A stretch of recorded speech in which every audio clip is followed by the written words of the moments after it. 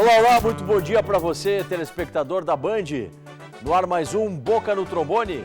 Aqui você encontra todos os domingos a sua dose semanal de informação sobre serviço público, aposentadoria, direitos do trabalhador, dentre outros assuntos. Para prestar a nossa tradicional consultoria, temos no campo previdenciário o doutor Luiz Gustavo Ramos, em nome de CRJ Advogados. E hoje vamos falar muito sobre a situação do funcionalismo público estadual. Um mês de muita atenção, salário parcelado, mobilização, greve. Em nome da Federação Sindical dos Servidores Públicos no estado do Rio Grande do Sul, fala aqui no programa o vice-presidente da FESERGS, Flávio Berneira, também representa a Amaperg Sindicato. Esses são os destaques do programa de hoje. Agora é hora de colocarmos a Justiça em Foco.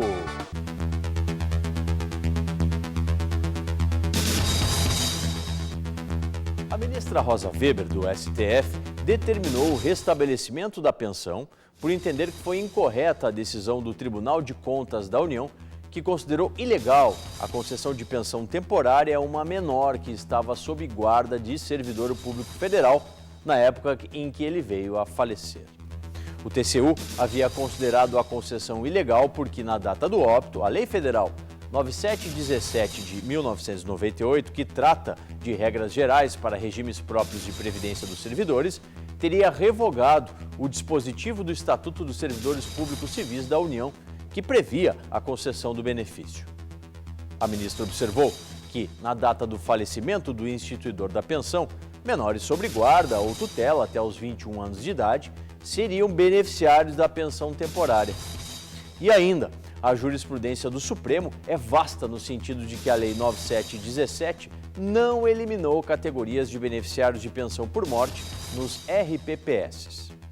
No tocante aos menores, a dependência econômica é presumida a partir do dever do detentor da guarda de prestar assistência material, moral e educacional à criança ou adolescente, concluiu a ministra.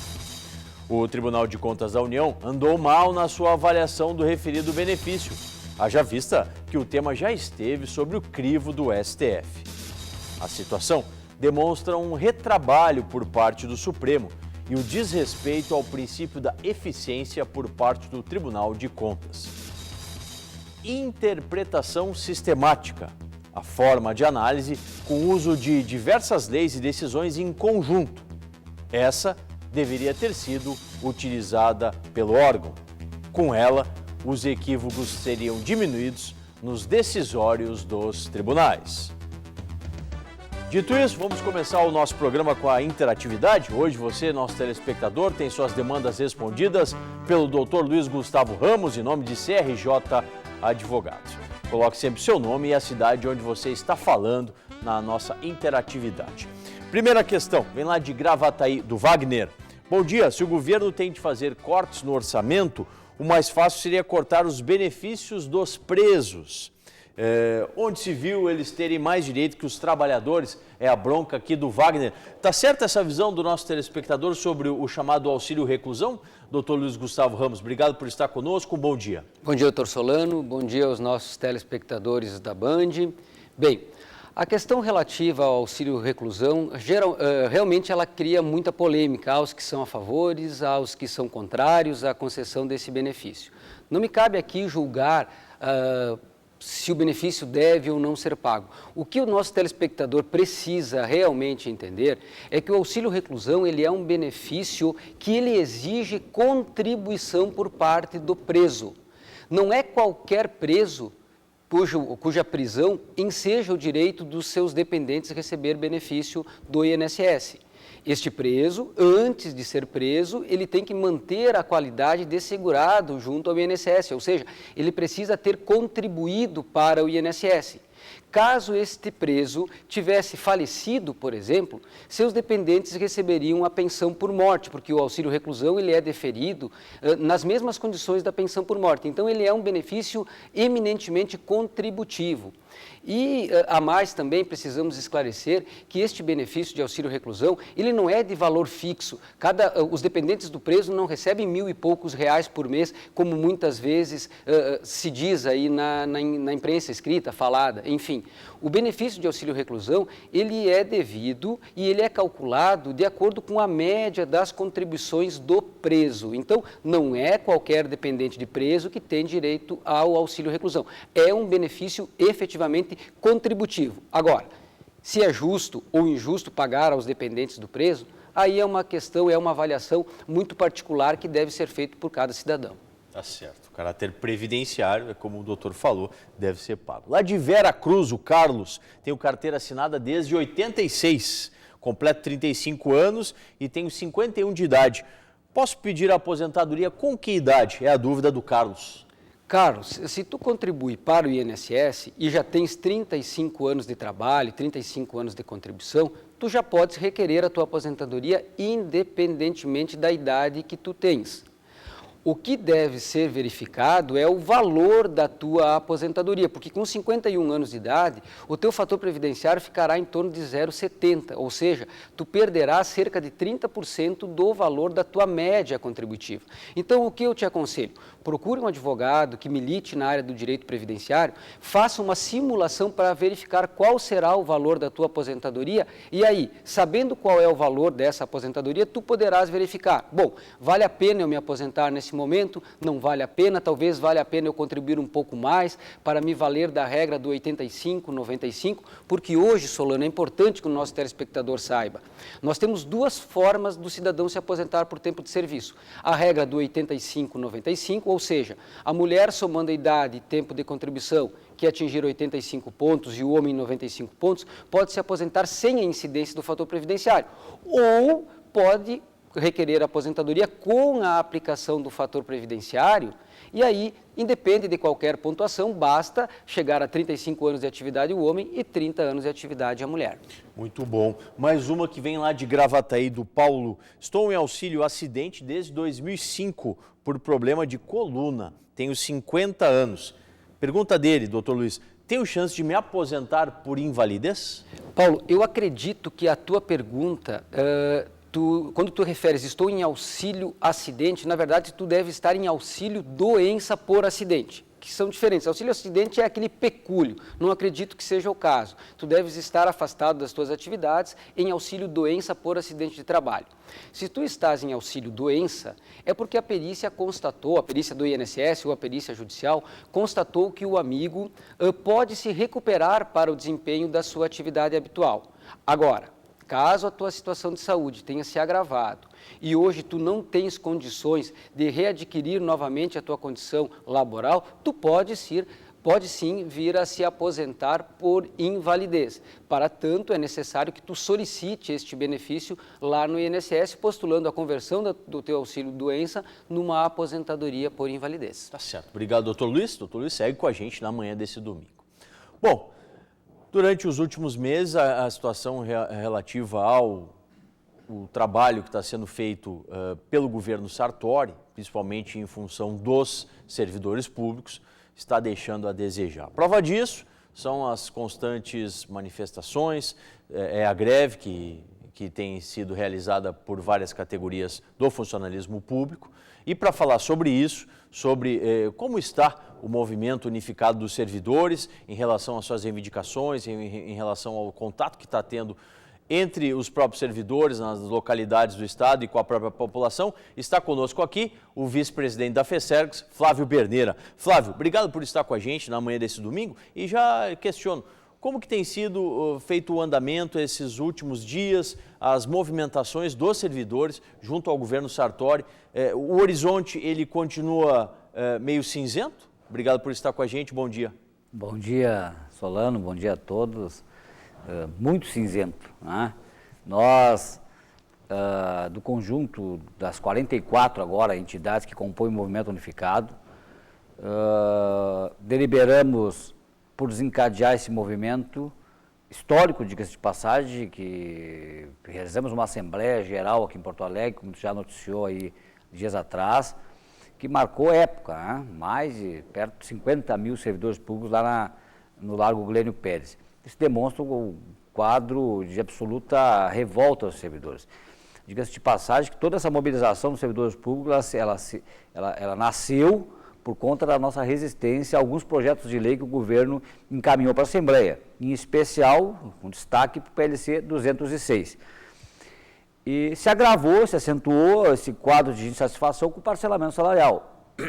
Mas eu gosto de fazer o corte, assim. A mobilização dos servidores, ela não iniciou e não tem como foco primeiro a questão salarial. A questão salarial para nós é um absurdo, uma desumanidade, um desrespeito sem precedentes, né? Os servidores estão aí, até hoje, todos os servidores receberam uns R$600 esse mês, exemplo do mês passado, tivemos salários parcelados.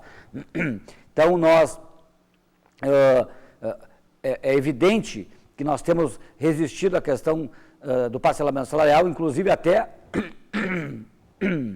porque o governo descumpriu diversas decisões judiciais que determinavam, né, que seriam até desnecessárias, porque é indiscutível a obrigação do Estado de integralizar, de pagar na integralidade dos salários, o governo não fez. Por conta disso, os servidores, então, ou melhor, também por conta disso, os servidores estão mobilizados e a nossa categoria, a categoria que eu represento, que são os servidores penitenciários, deliberou ao longo do último final de semana, através do nosso Conselho de Delegados Sindicais, por estender a greve mais essa semana até o dia 11, como fizeram também os CEPERGs, agora também a UGIRM e os demais entidades da segurança pública acompanhando esse movimento, e as outras demais categorias estão, cada qual, propondo aí diferentes tipos de mobilização, né? Nós, essa semana mesmo, tivemos várias atividades ao longo dos dias aí em diversas cidades do Estado. Estaremos intensificando isso, Rolando, porque nós temos verificado que o governo não demonstra nenhuma disposição, nenhuma sensibilidade com essas pautas, não demonstra vontade alguma de retirar os projetos para que se possa aí propor o necessário debate, e também nós não enxergamos aí nenhuma sinalização de que nossos salários serão aí regularizados. Flávio, você citou, e é muito importante a gente esclarecer, o PLC 206. Para o telespectador do Boca no Trombone, da Bandeirantes, o que trata, o que está especificado nesse projeto? Nosso entendimento, o PLC 206 foi um componente que o governo colocou no cenário, né, para tentar consolidar a sua base para aprovar o projeto do ICMS, né? Mas, de qualquer forma, o PLC 206 trata da criação de uma lei de responsabilidade fiscal estadual que diminui o teto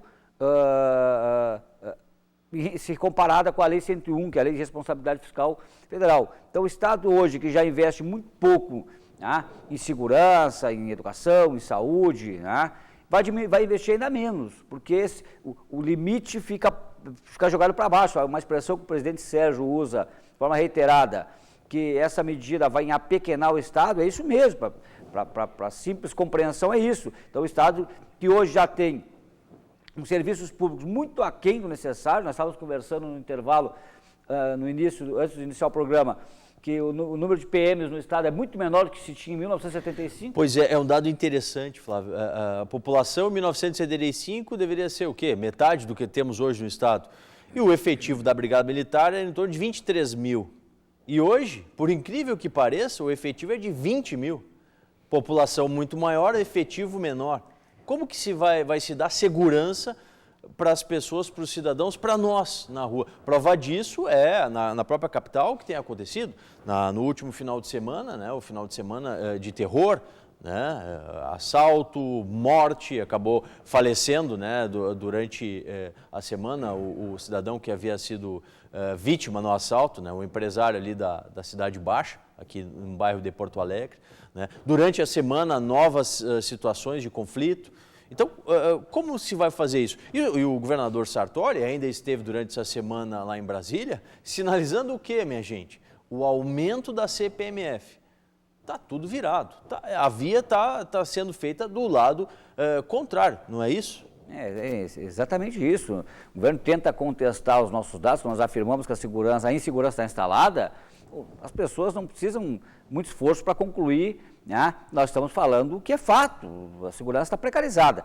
Então, voltando àquele raciocínio, se nós temos hoje um número de PMs, isso vale para todos os serviços públicos, né? Muito menor do que deveríamos ter, o PLC 206, se prosperar, vai criar um quadro de que não vai se conseguir nunca se equilibrar essa relação de forças entre a necessidade dos serviços públicos e a demanda da sociedade. Tá certo. Daqui a pouquinho mais, presidente Flávio Berneira, em nome da FESERGS e da AMAPERG Sindicato. Mais dúvidas, mais questões que chegam aqui pelos nossos canais de interatividade. O Altamir, bom dia. O tempo de quartel pode ser considerado como especial? Lá a gente lidava com armamento. É possível, doutor Luiz Gustavo? Não, não é possível. O tempo de prestação de serviço militar, ele conta como efetivo tempo de contribuição para todos os fins, inclusive para fins de carência, ele conta como efetivo tempo de contribuição, portanto, mas ele é considerado como um tempo comum. E ele não é considerado aquele tempo especial que ele pode ser convertido com um acréscimo de 40%, ou ele não pode também ser utilizado para fins de concessão de aposentadoria especial. Junto ao regime geral de previdência social, o tempo de serviço militar é considerado como tempo comum. Olha só, a nossa audiência vai longe, ó, São Luís Gonzaga, um abraço lá para o pessoal de São Luís Gonzaga, o Edson Correia, pago o MEI, microempreendedor individual. Quais são os meus direitos junto ao INSS, doutor Luiz? Bem, quem contribui como microempreendedor individual tem direito a auxílio-doença, aposentadoria por invalidez e aposentadoria por idade. Esse período de contribuição reduzida, ele não conta para fins de aposentadoria por tempo de contribuição. Até é possível, mas aí é necessário complementar o valor da contribuição até chegar a 20% do valor. Se não houver essa complementação, esse tempo não conta para aposentadoria por tempo de contribuição, apenas para aposentadoria por idade e aposentadoria por invalidez e auxílio-doença. Tá certo. Vamos viajar até a Serra agora, vamos a Carlos Barbosa responder para a Ieda Capelari. Tenho 30 anos de contribuição, sendo que 7 são de contribuição de 11% sobre o salário mínimo. Gostaria de saber se posso me aposentar. Tenho 53 anos de idade. É a dúvida, doutor Luiz, da Ieda? Perfeito. A dúvida da dona Ieda, ela se amolda à situação que nós acabamos de tratar. A dona Ieda paga uma contribuição de 11%. Essa contribuição, esse tempo de contribuição com 11%, ele somente conta para aposentadoria por idade, aposentadoria por invalidez e auxílio-doença. A dona Ieda, considerando que ela já tem 30 anos de contribuição, teoricamente ela poderia se aposentar, mas esses 7 anos de contribuição em 11%, eles não serão computados para aposentadoria por tempo de serviço. O que a senhora pode fazer, dona Ieda, é procurar o INSS e complementar o valor da contribuição, de 11% a 20%. Esses 9%, a senhora vai lá, complementa, paga, e aí esses 7 anos poderão ser incluídos no cálculo da sua aposentadoria, e como a senhora já terá, então, 30 anos de atividade, a senhora poderá imediatamente requerer a sua aposentadoria por tempo de serviço. Tá certo. Obrigado, doutor Luiz. Bom, a gente vai para um breve intervalo, daqui a pouco mais questões que vão ser respondidas pela consultoria e mais conversa sobre a situação enfrentada pelo funcionalismo público estadual. Boca no Trombone, ano 26, muito mais interatividade para você.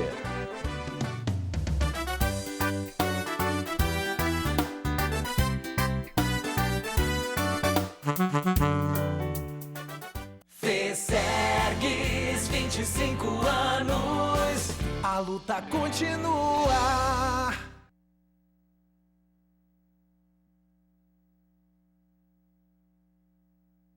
FESERGS, 25 anos, a luta continua.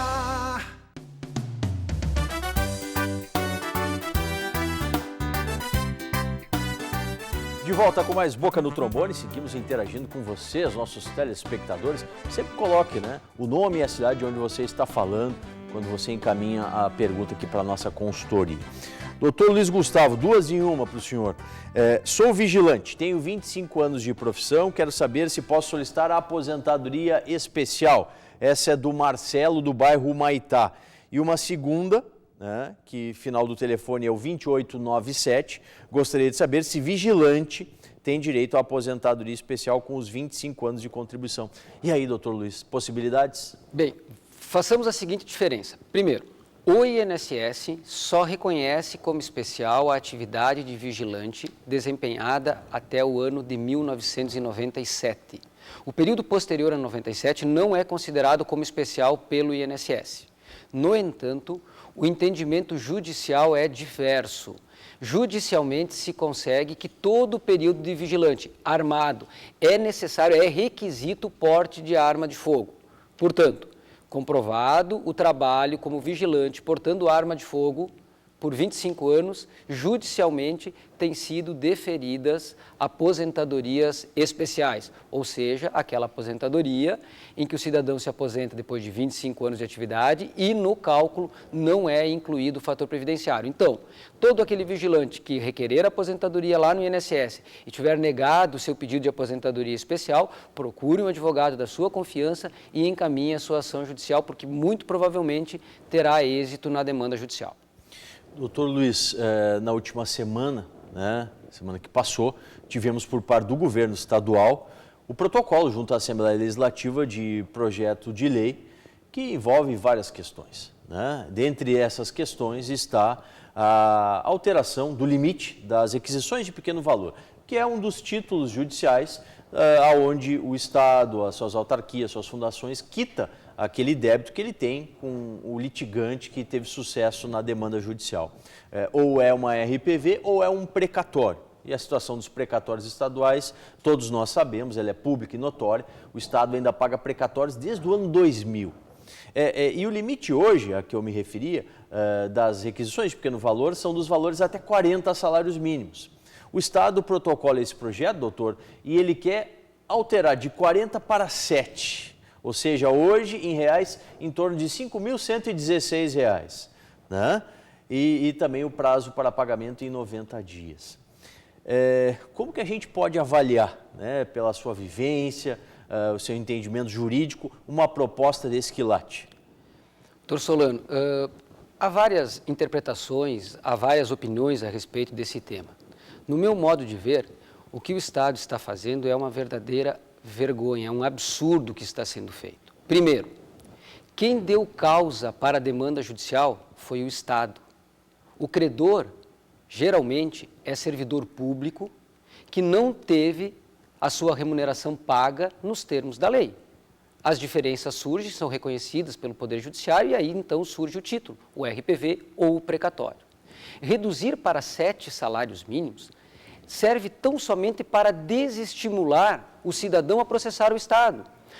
O Estado do Rio Grande do Sul não paga precatório, ou se paga, paga com 20 anos de atraso. Então, quem é que vai processar o Estado sabendo que não vai receber aquilo que a sentença reconhecer?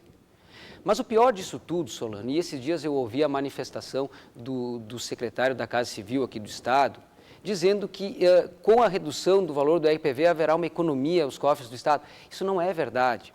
O que acontecia na prática? E o Flávio sabe muito bem disso.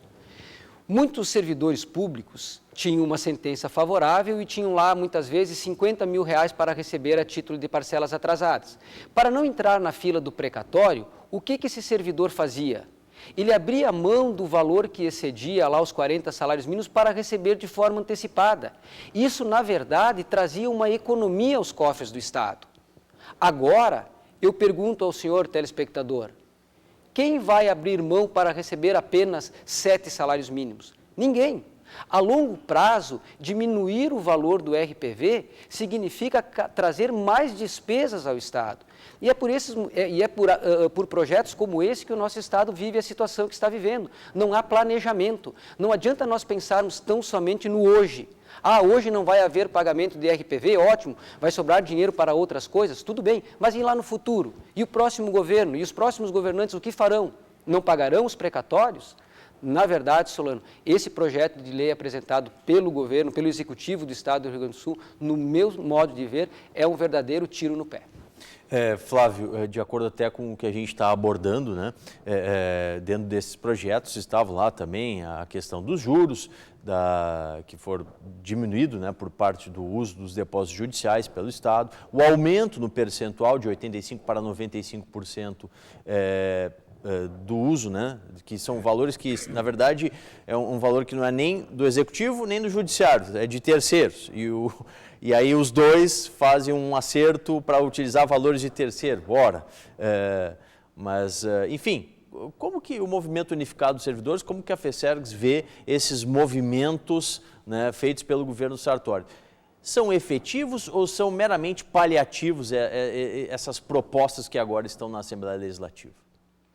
Pois bem, antes, porém, eu quero dar acordo aqui porque eu sou um dos casos em que abri mão uma diferença bem expressiva para receber por RPV, para garantir uma certa celeridade. Eu não tenho dúvidas que essa redução, de fato, vai desmotivar as pessoas a fazerem essa migração do precatório para RPV, o que vai, a médio e longo prazo, trazer mais prejuízo para o erário.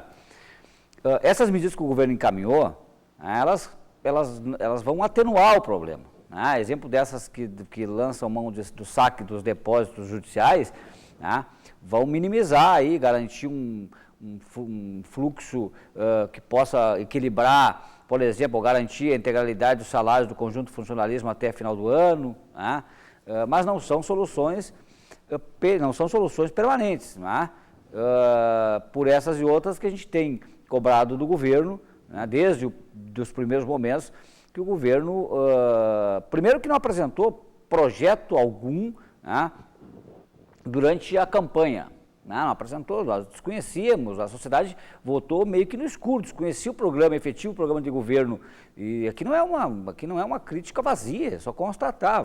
Se buscar lá o período eleitoral, vai se ver que o governador Sartori, eu acho que caiu no colo dele essa eleição, porque ele não estava preparado para ganhar, tanto que não estava, que não tinha projeto. E aí começou a resgatar da gaveta projetos ainda lá de governos passados, exemplo dos projetos do governo Brito, Mas a gente não viu nenhuma ação efetiva com relação ao ataque aos sonegadores, com relação à ampliação e investimento na fiscalização, entre outras medidas que buscariam melhorar a receita do Estado. Mas, Flávio, eu lembro de uma promessa do governador, do então candidato Sartori, hoje governador, não aumentaria imposto. E esse projeto que está lá na Assembleia Legislativa, aumentando a alíquota do ICMS? Pois é, mas é isso que eu disse, além de não ter propostas, ainda aquelas que apresenta conflitam com as poucas manifestações que fez. Ele disse, entre outras coisas, que o Estado não funcionaria sem funcionalismo, que estaria investido no funcionalismo. Mas não. Eu digo, esse governo está muito complicado de lidar, por isso que nós fazemos o apelo que aos servidores aí tensionem, porque não tem solução para um diálogo de surdos. Tá certo. Obrigado, Flávio Berneira, em nome da FESERGS, da AMAPERG Sindicato, conosco na manhã desse domingo, tratando dos temas dos servidores. Ponto final e mais um Boca, que vai ao ar na sua Band TV, sempre aos domingos, das 7 às 7h30 da manhã. Mais informações, você confere as reprises, fotos, vídeos, informações, lá, além do programa na Rádio Bandeirantes, acessando facebook.com/programa Boca no Trombone. Boca, ano 26, muito mais interatividade para você.